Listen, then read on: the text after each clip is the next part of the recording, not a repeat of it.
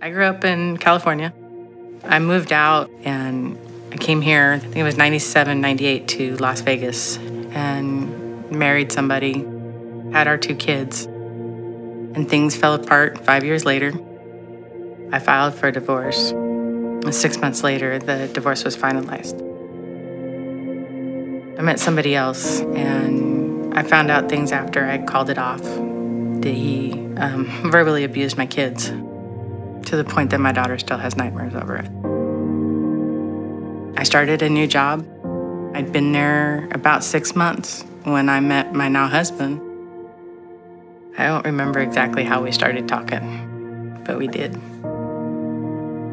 It was June 15th, 2014. We'd been together by this time. And then on Father's Day, he suffers a burst aneurysm in his brain. I thought, I lost him. And I remember walking back out the ICU room, and I walked right to my friend's wife's arms and just cried. They'd stopped the bleed, but he had so much blood in his brain that he had 3 additional strokes. I sat in that room talking to him so that he could hear my voice because I didn't know what we were dealing with when he woke up.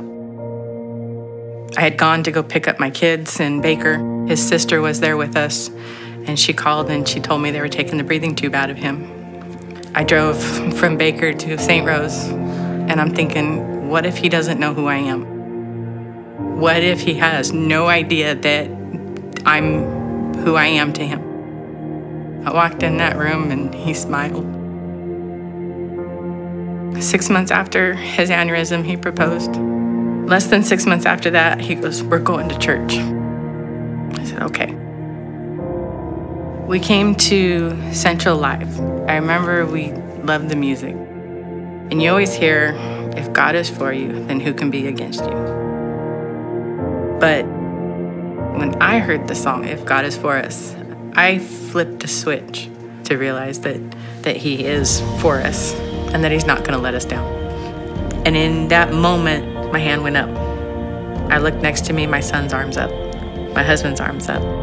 That's where him and I as a couple together both raised our hands to accept Christ.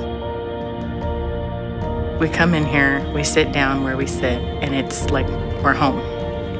This church and the family that we have met, the friendships, we couldn't get anywhere else. My husband's living proof that God is real. We don't make God second in our family. We've made that apparent even with our kids, that God's first. God is for me, and there's nothing else that can be against me anymore. He's got me.